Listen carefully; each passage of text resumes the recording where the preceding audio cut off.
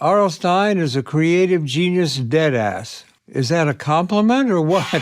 Why, hello there, creeps! Welcome back to another Fear Street reading vlog, where I chronicle my read-through of the entire Fear Street book series by R.L. Stine. And I do mean from beginning to end. We are reading the books in publication order, which is a huge commitment that I have been undertaking for the past couple of years, and we're still at it. Probably will be at it for a couple more years, honestly. For those of you who are new to the Fear Street reading vlog series, I have a link down below that has a compilation of all of my previous Fear Street reading videos, and then we also have one extra episode that I posted recently. In the most recent episode, the last book we talked about was the book called Sunburn, which I highly enjoyed. And in this one, we are going to be starting with Silent Night 2. Now, for you Fear Street aficionados out there, you're probably thinking, Cameron, what about the Fear Street saga? Because these actually came in between Sunburn and Silent Night 2. Well, I have actually already read and talked about these in a previous Fear Street reading vlog. I actually wanted to go ahead and read these out of publication order, so that way I could get ready for the third Fear Street movie, which was called 1666. That was based on these books. So I went ahead and read these out of order, so that way I could be ready for the movie. So yeah, we are skipping forward a little bit to Silent Night 2. One of my favorites. I've actually read this one before as a kid.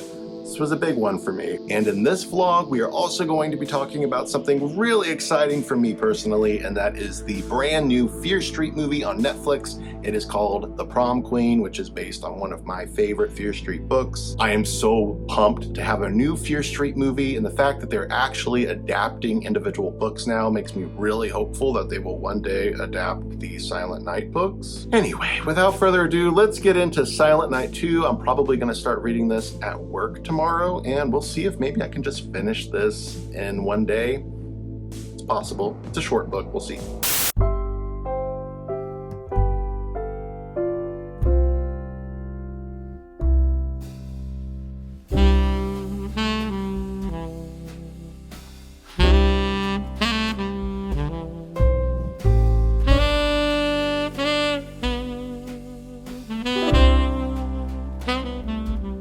Hey creeps, so I am here at work. It's a rainy day, as you could probably see behind me. Very dreary, which is like perfect Fear Street reading, especially for a winter-based Fear Street book. The weather in Silent Night 2 is very dreary and cloudy and snowy. You know, it's not snowing here, but at least there's some rain. So it is the end of the school year, which means that the bookmobile is going around to all of the schools in the county that we see and picking up all of the books before the year ends, which means that I have a bookmobile full of bins of books back here just out of frame. So it's kind of an easy day overall, just waiting for books to come back, checking them in. And I've had quite a bit of time to just read Silent Night 2 here and there. As you can see, I am getting very close to finishing this book already. I'm over halfway through. And as I've said before, this is an old favorite of mine. I love the Silent Night books. Silent Night 1 is like my favorite Fear Street book ever. For me, Silent Night is to Fear Street as The Haunted Mask is to Goosebumps.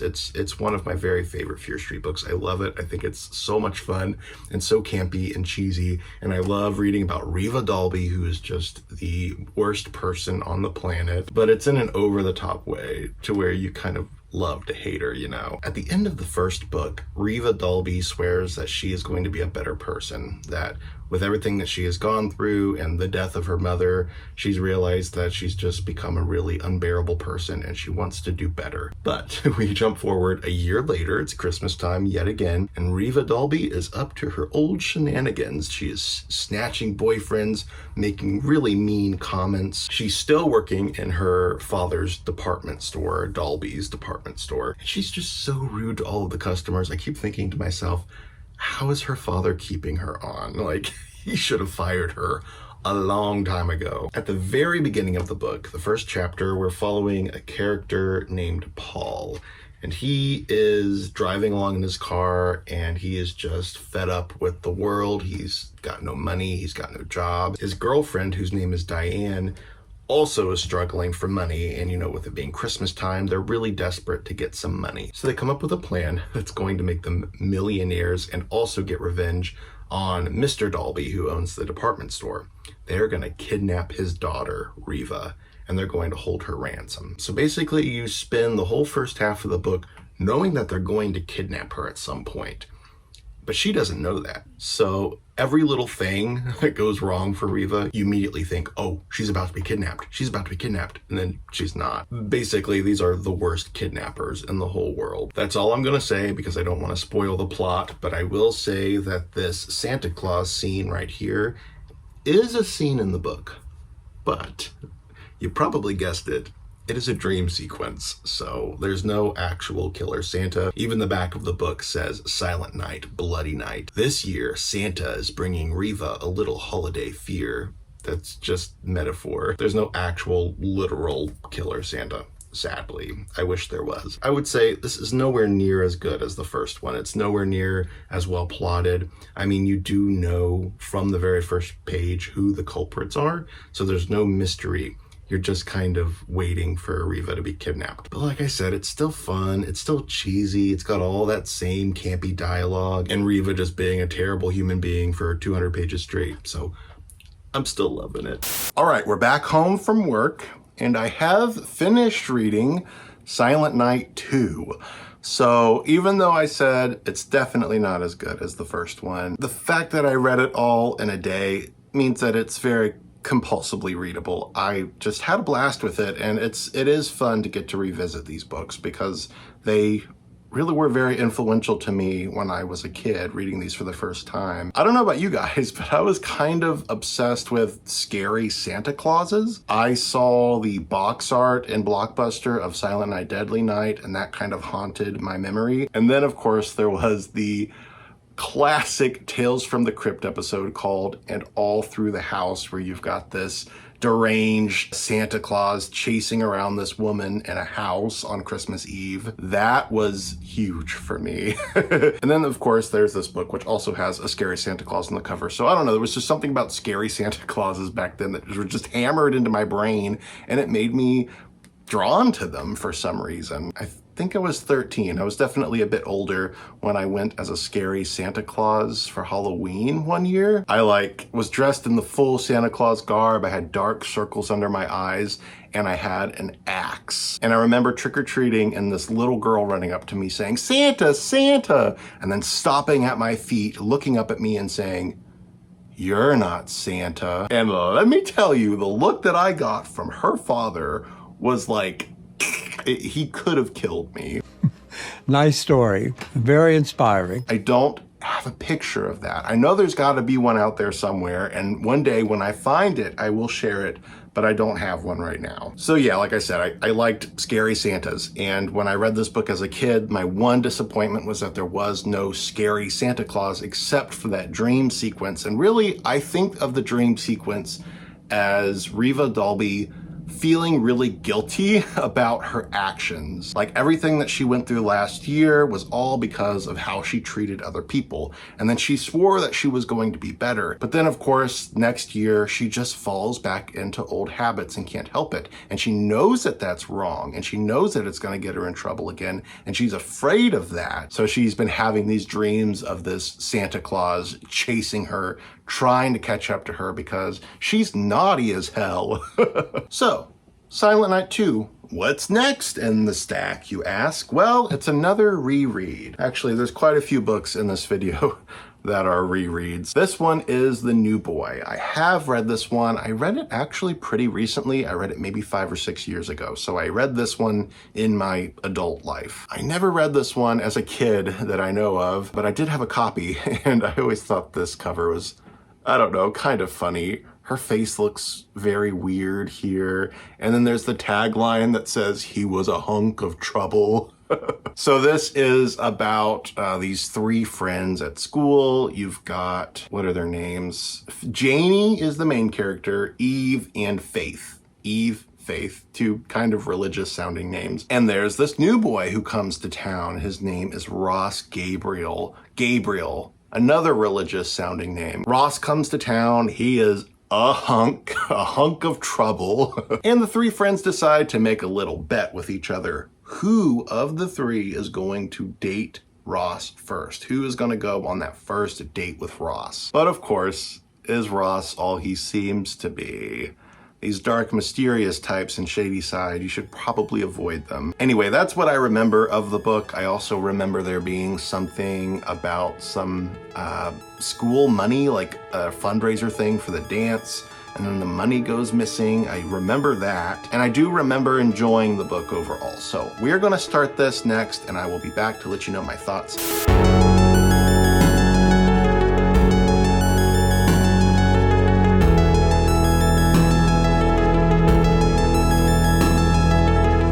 Hello, hi. It is halfway through the workday and I have finished The New Boy, and you're probably wondering, how did you get through that so quickly? And that's because I actually found out there are some Fear Street audiobooks on Hoopla, which is the library app. You can download free audiobooks, ebooks, movies, TV shows for free if you have your library card. So you can sign in with your library card and you can look on there and see that they have a lot of Fear Street ebooks, and they have 5 of the original Fear Street audiobooks. I don't know why there's just 5 of them. I don't think there were audiobooks for any of the other books in the series except for this one, The Dare, Bad Dreams, Double Date, and The Thrill Club, which are the next books that I'm going to be reading. So these audiobooks might be helpful to me because, spoiler alert, tomorrow I'm actually leaving for a family trip to Illinois. We're going to go visit my niece and my nephew. My niece is actually graduating high school. My nephew and his fiance also just had a baby, so there's that too. Also, Galena, Illinois is just a beautiful place. That's where my sister used to live before she passed away last year, and I've been up there quite a lot in these, recent months for visiting and just exploring the town. It's a very beautiful place, and I can't wait to get some footage of it for you guys. It's going to be a really nice time. So I'm driving down there with my dad tomorrow. It's 8 hours, so I have plenty of time to read in the car. But the thing is, I get car sick really bad if I'm not looking at the road. I need to either be driving or I need to be watching the road. So having Hoopla and having the next few Fear Street books be on audio is going to really help me during this trip. Otherwise, I wouldn't be able to get any reading done. I can't tell you how many road trips I've been on where I've been trying to read, and then I'll read for a few sentences, and then I have to look up and look at the road for a few minutes, and then I look back down and I read a few more sentences, and then I have to look back up. It's like, what is it even worth reading if I can't pay attention and get absorbed in the story? Now, the thing with audio, I have a really hard time paying attention to audiobooks if I don't have the text. My brain wanders and I end up losing track of where I'm at. But tomorrow, when I am riding in the passenger seat, I can read along to a certain point, and then if I want, I can look up and watch the road for a bit, but I can keep the story playing in my ears and I don't have to stop reading and then try to figure out where I was at. So I tested that with The New Boy today. Of course, I'm obviously parked. I'm not driving anywhere, but I was able to follow along in this book and listen to it really, really quickly. The audiobook is 2.5 hours long, which is good because I've already read this. I read this 5 years ago. Anyway, The New Boy. Like I said, this starts off with some friends who are raising money for their dance, but then the money goes missing. And of course, Chaney, who is in charge of the money, is blamed for it. She gets in a little bit of trouble because she lost it, and it was her responsibility. Then there's this new boy named Ross, and the girls decide to make a bet that whoever goes out with him first is the winner, and they'll get $10 or $20 or whatever. Anyway, one of the girls goes out with him. I won't say who. And then they end up dead. And it's funny, I've actually started to notice that there are more death scenes in the normal Fear Street books than there are in the Super Chillers. I don't know why that is, but there's actually 2 death scenes in this book. Well, not death scenes. You have a character finding the bodies, and that's always the case with Fear Street books. I don't remember the last time a death actually happened on screen, so to speak. It's always the aftermath. It's after the fact. The best friend will come in and find their other friend dead on the floor. And that's pretty much what happens in The New Boy.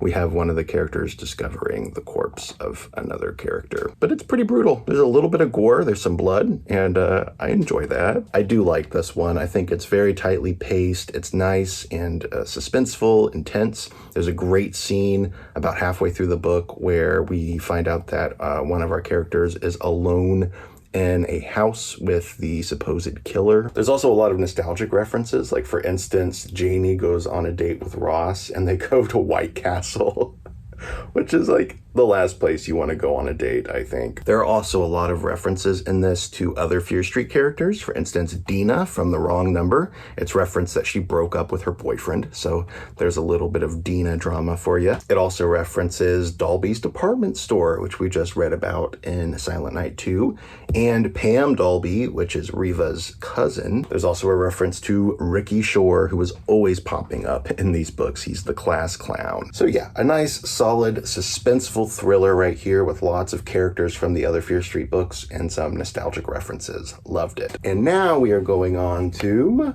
The Dare, which I do have handy, fortunately. This I have also read before, like I said, and I remember it's about, I think, a new girl at Shadyside who is dared to kill her teacher. I don't know. It's been a few years since I read it, so we're going to read this one next, and I'll probably listen to the audiobook so that way I can get through this one really quickly.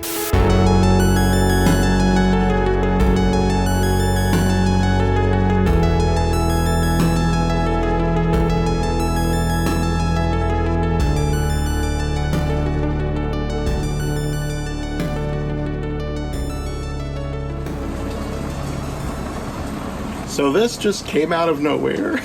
It's been mostly sunny today, and then all of a sudden it just started pouring, which is always nice weather for Fear Street. I am almost halfway in. I've had quite a lot of time to read / listen to the book as I've been working today. So, The Dare. I remember a few years ago when I read this, I ended up enjoying it, but I didn't love it. I remember reading The Dare and The New Boy back to back, and The New Boy won over The Dare. It's not a competition, but that's the one that I liked the most. But reading this now, I'm liking this a lot more. I've actually been taking a lot of notes, so let me grab my notes here. So we're following Joanna Wise, and she, at the beginning of the book, is with her friend. They're in a 7-Eleven, and they see these Shadyside seniors giving the clerk, the cashier, a hard time at the 7-Eleven.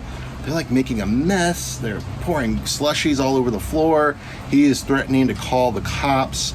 And then the leader of the pack, his name is Dennis. Dennis ends up pulling out a squirt gun and shooting him with the squirt gun. And of course, the cashier is terrified that he's been shot. He threatens to call the cops. And basically, Dennis just throws down a whole bunch of money on the desk and is like, this should cover it. This group of teens, they're very, very rich, and they kind of get everything they want just because of their money. They have a lot of money. Our main character, Joanna, is not rich. She lives on Fear Street, which is more middle class, lower middle class. The next day, she witnesses her teacher.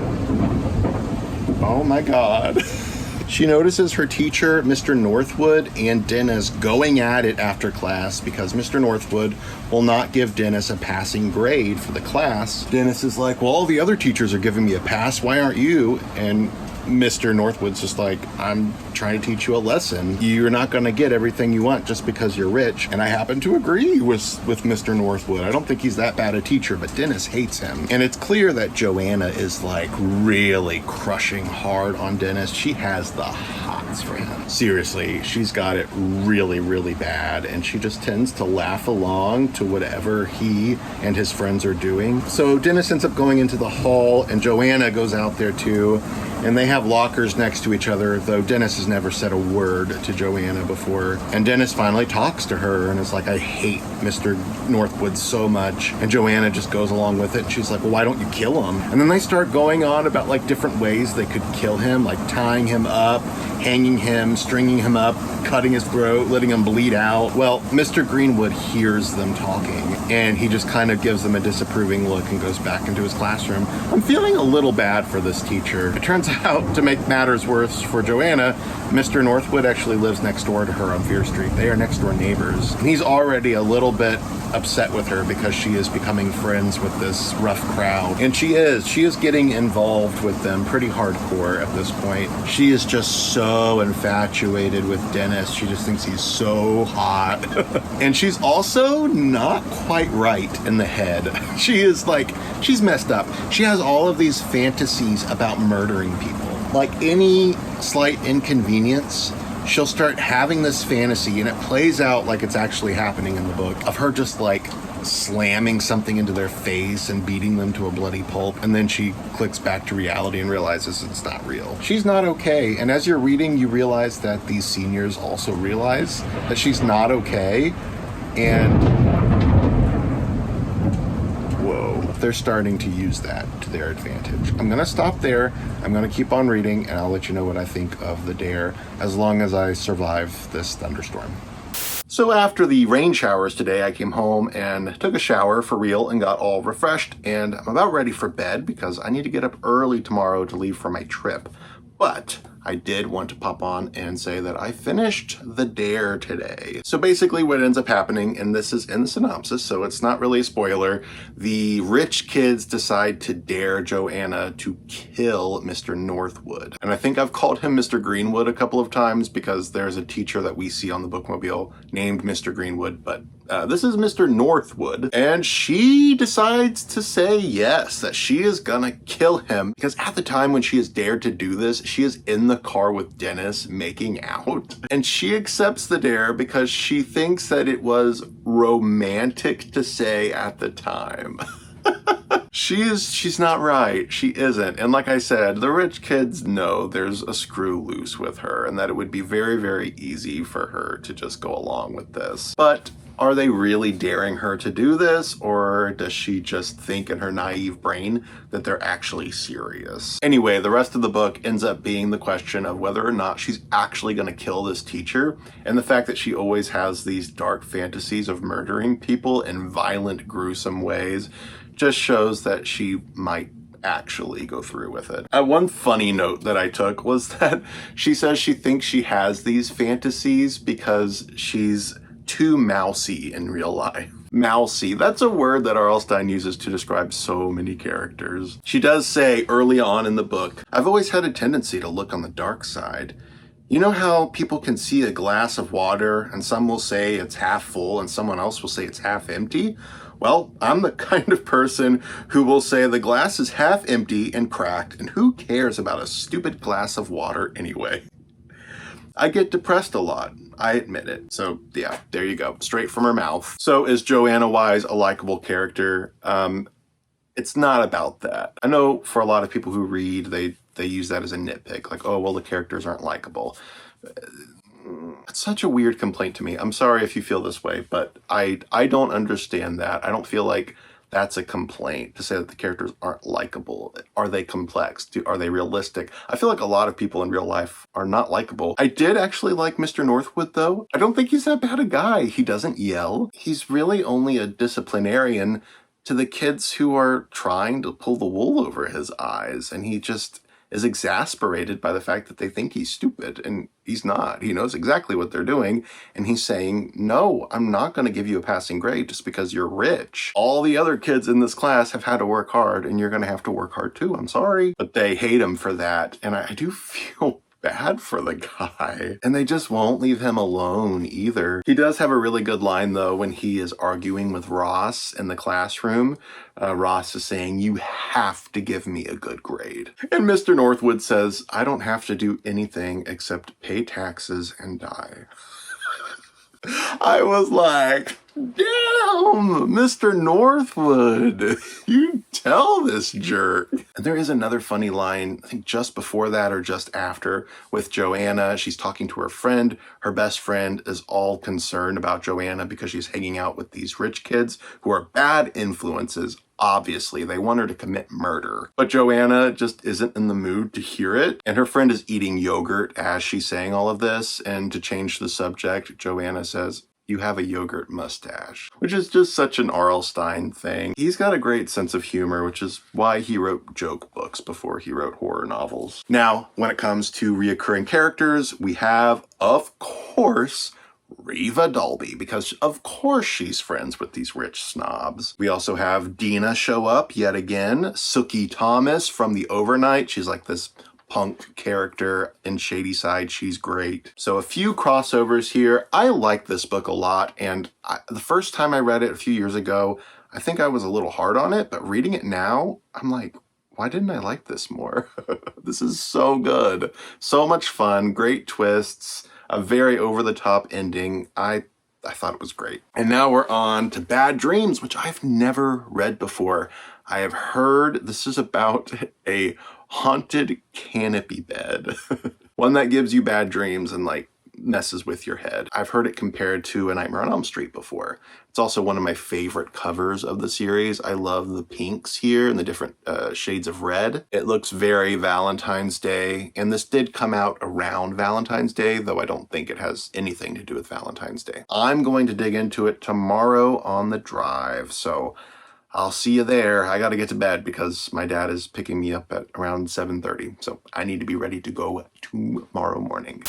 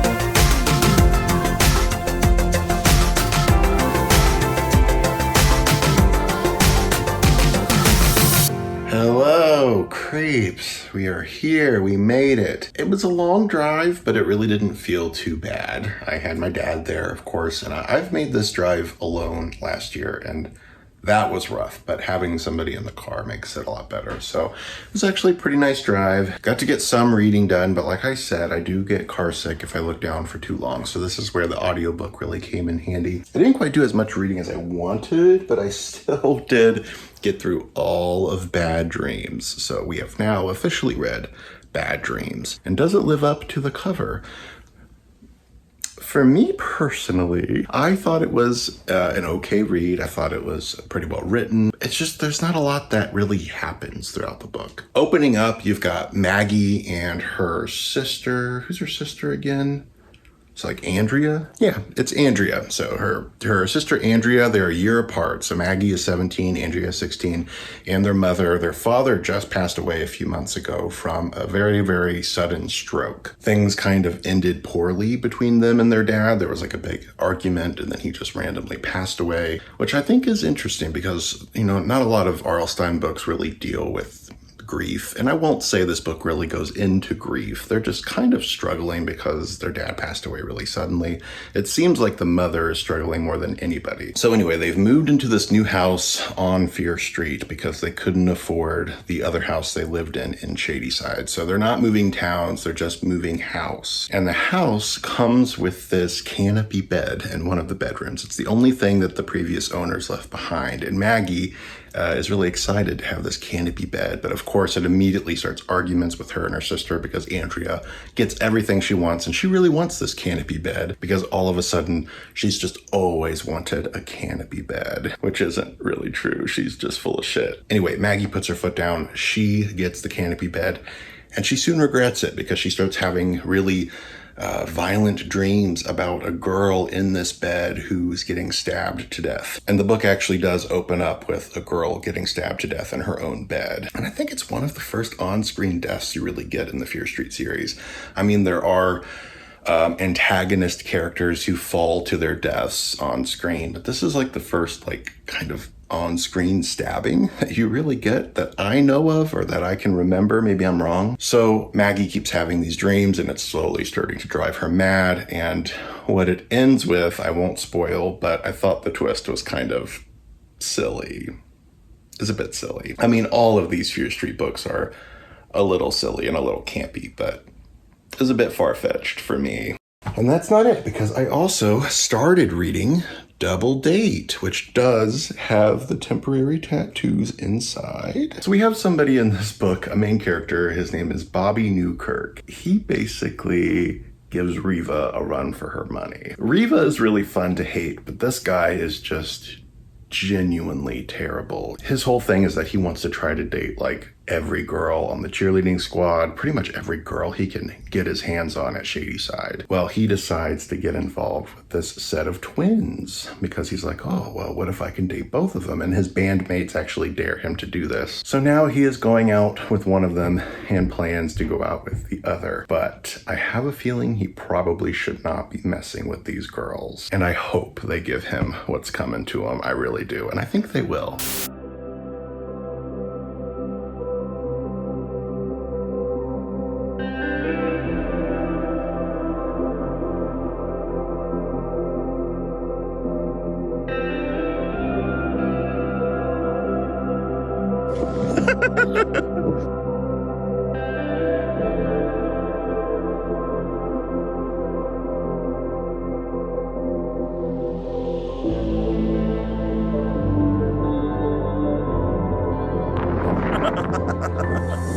It's so soft.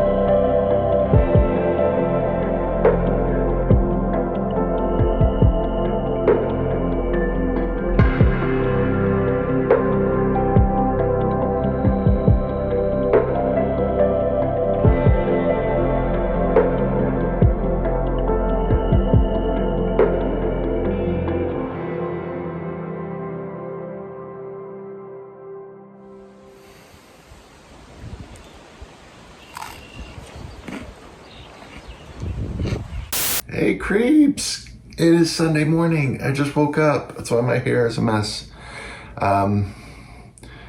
I don't think I'm awake yet.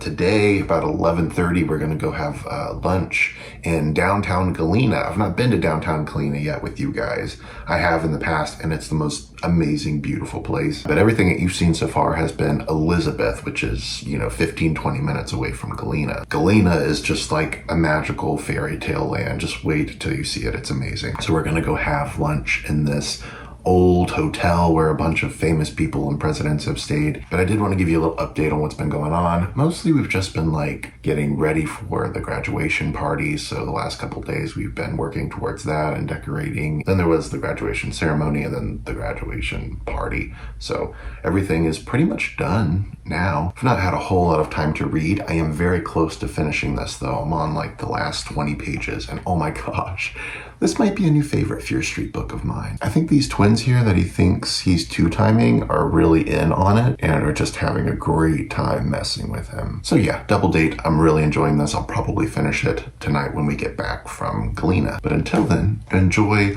all of this footage of downtown Galena.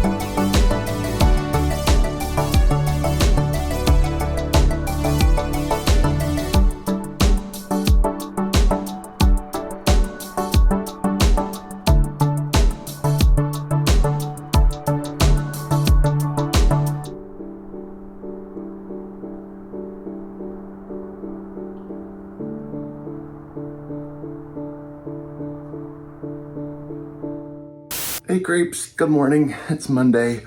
Means it's our last day here in Illinois.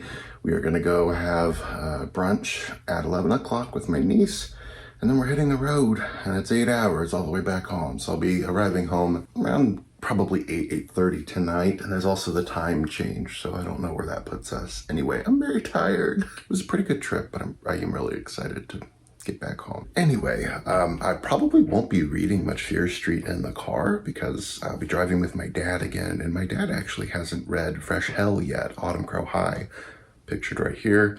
If you like Fear Street, you'll like this book. It's very much inspired by Fear Street. He's not read it yet, so we're gonna listen to the audiobook of that in the car, and he'll finally get to experience at least most of it on the drive, which I'm actually very excited for. And then at work for the rest of the week, I'll be finishing up the Thrill Club and maybe even a couple more Fear Street books if I can swing it. All right, we're gonna hit the road now. See you in a little bit. Hello, creeps. So it is currently Wednesday.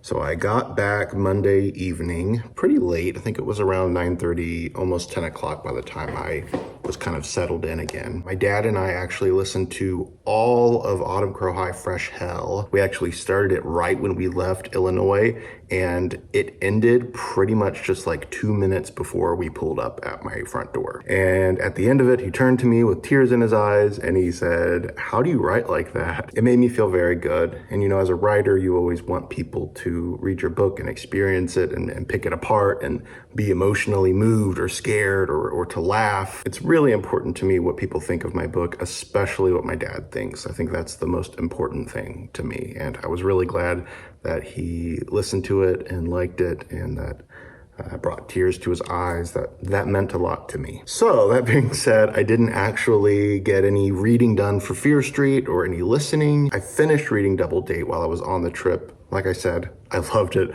Thought it was great. I mean, it's the ending is a bit cheesy, maybe even a little bit of a fake out in a way. I found all of Double Date to just be bonkers, over the top, absurd. And I love that. I love a good, absurd Fear Street book. And then I was able to reread The Thrill Club over the last couple days since I've been home. So The Thrill Club is interesting. I read that book when I was in 6th grade. I remember reading it in my 6th grade study hall class. That's the last time I ever read it. I remembered the beginning. I remembered somebody walking home and like having their throat cut. I remembered something about a spring-loaded knife, like a prank. But what's really interesting about this book is that it's not written by R.L. Stine. It's actually the first known ghost-written Fear Street book. It's written by Tom Perrotta, who is an award-winning author. He's written The Leftovers, which is the book that the HBO TV series is based on. He wrote the book Election, which I believe is what the movie Election is based on. He wrote the book Little Children. He's a very renowned author. So the fact that he got his start ghostwriting a Fear Street book is very interesting. And he actually says in interviews that he thinks it's the worst Fear Street book in the series. I disagree. I think it's one of the best. He's not afraid to get a little campy with it. So it is a great book and I do recommend it. And of course, Prom Queen, the new Fear Street movie, is just a couple days away. It releases on Friday. I'm going to be watching it Friday night. I'll be giving you my review of it at the end of this video, and then I'll come back for even more Fear Street vlogs in the near future. It is Fear Street weekend because Fear Street Prom Queen just landed on Netflix today. And I have had to work all day long and just bide my time because I could not watch it earlier. I had to be an adult. I had to go to work, but now I'm home. And I am really, really pumped to finally watch this freaking movie. So when it comes to my pre-movie thoughts for Prom Queen, here's what I've been saying for a while.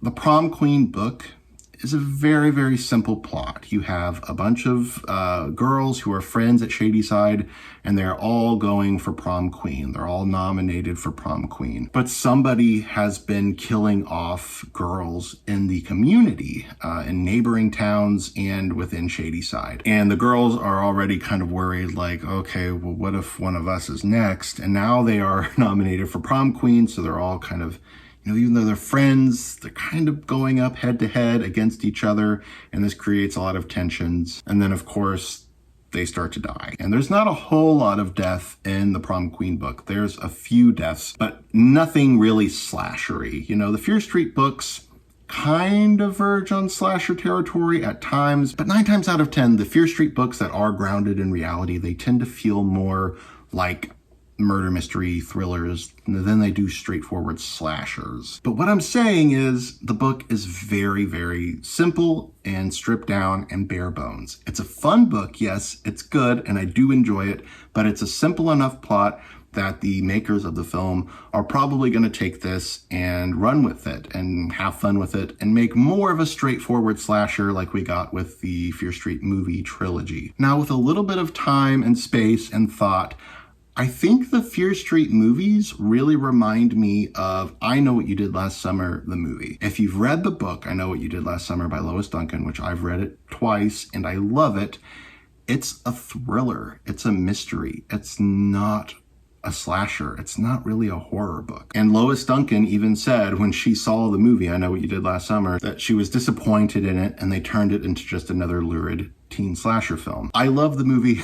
I love the book. I thought the movie followed the book really, really well. It just added slasher elements to keep it a little more interesting for a movie. And that's going to be the case with Prom Queen. It's going to be more of a straight up slasher movie. And I think after watching the Fear Street movie trilogy as many times as I have over the last couple of years, watching Prom Queen, the movie, is going to be a little less jarring. What I'm really wondering is if this is going to be so much connected to the original Fear Street trilogy. It feels so far removed because you've got a different director, you've got a different writer, I'm pretty sure. I think it's going to feel a bit separate and a bit more like its own thing. But I did read an article earlier today, and I did try to avoid spoilers for the movie, but I did read an article that says stay for the mid-credits scene because there is a little thing in the mid-credits scene that connects it to the original trilogy. And I was like, okay,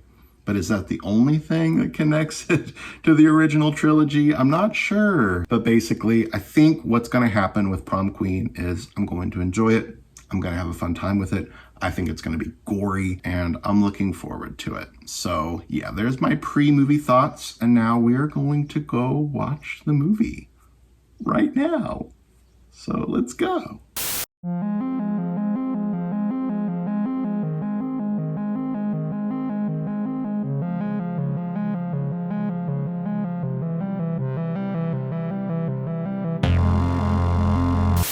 We're back. I've watched Fear Street Prom Queen, and I'm ready to give you my thoughts. I've processed a little bit, decided what I want to say. I liked it. I liked it a lot. Now, I will go back on what I said about my initial thoughts before going in, that I felt like it would be kind of removed from the Fear Street movie trilogy. And it does still feel that way to me after watching it, but it does reference the trilogy more than I thought it would.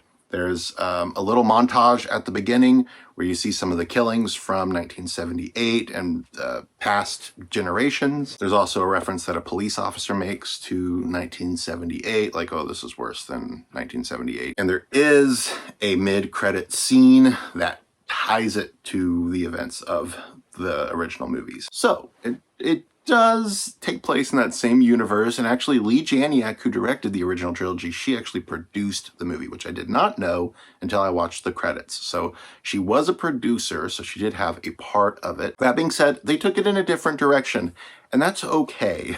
I feel like all of these Fear Street movies from now on are all going to be a little different. They're going to take place in different corners of Shadyside, and they're going to show you different events, and how things transpire are a little bit different than they would have transpired in the first 3 movies. The first 3 movies felt very urgent, like they had a quick pace and urgency to them, a momentum that just kept on going. It's kind of an unrelenting, kind of chaotic momentum that works for those movies really, really well. Lee Janiak's style is to just keep moving forward, and she does make you care about all of the characters, which is why when people die in those movies, it's really shocking.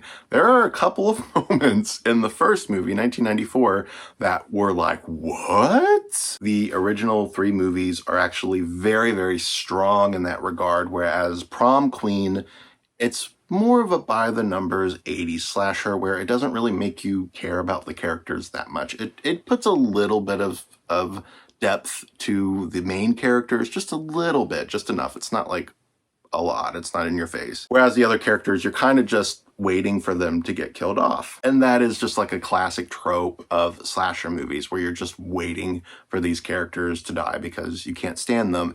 And I thought the girls who played the mean girls, the ones who you do want to see die, they did a very good job, I will say. And I thought our lead actress was also very good. I will say the character felt a little weak. Not like weakly written, but like she as a person is not a very strong final girl, whereas her best friend, I would say, is probably the stronger one. But I thought the actress who played her actually did a very good job, and I liked her. The main character, I can't remember her name off the top of my head. At the very beginning, she's like doing a little narration. She's like, because of my last name, I thought I was cursed. And I was like, is she a fear? Oh my God, if she is a fear, I'm gonna lose my shit. Because, you know, there are other fears that pop up in the Fear Street series, like they're descendants of the Fear family. And I'm like, if she's a descendant, I'm gonna be so happy. No, her mom, like, was blamed for murdering her husband, and it's kind of tainted their name. So that's pretty much all. No Fear connection there. In fact, I don't think any of the movie takes place around Fear Street. I think maybe the final scene could have taken place on Fear Street, and maybe there was an Easter egg that I totally missed. It could have happened. I'm gonna have to watch the movie again, but I did not see a Fear Street sign or anything that said, oh, they're going to Fear Street. I did predict the killer correctly, so I felt good about that. It's a nice, cheesy little twist at the end where you figure out who the killer is, and it feels very Fear Street the way it plays out. Like, it's a little far-fetched like it would be in a Fear Street book, so I thought it was fun. Then there's also the 80s aesthetic of the movie, and I thought for the most part this was well done, especially when it came to the cinematography and like the color timing. It's very apparent in the night scenes, but if you look closely in the day scenes, you could see it too. There is a layer of grain, like film grain. It's obviously not shot on film, but they did a very convincing, like fine film grain filter over it to make it look like it's shot on film. There's also a certain kind of haziness to the cinematography, which is often used in movies from the 70s and 80s. Just this kind of hazy filter that makes it seem kind of dreamlike, like Carrie in a way, but a little more toned down. Like there's not like Vaseline on the lens or anything. And I've also like watched a lot of 80s horror films, and I mean, like, I sometimes scrape the bottom of the barrel when it comes to slashers. The cinematography is very similar in style to movies like Prom Night. The camera is pretty stationary. It doesn't move all around too much. It feels like a smaller movie in that way, but that kind of honors the 80s filmmaking aesthetic a little bit more. The editing isn't super choppy or chaotic. It kind of stays on characters a little bit longer, which is a bit refreshing to see. Most movies nowadays are edited like they're music videos or something, and the first movies definitely had a little bit of that. This one is not. This one's a bit slower. It takes its time a little bit more, and in that way it feels more authentic to the time period. There's other little 80s things that I liked. Like, for instance, the main character walks into her kitchen at the beginning of the movie to talk to her mom, and there's just like wood paneling everywhere. It's like could have been on the ceiling, and there's like this ugly yellow bulb hanging from the ceiling and it's just bathing everything in yellow, and I was like, oh yeah, that's very 80s, and it very much felt like, you know, my grandma's kitchen back when I was a kid. Anyway, fun movie.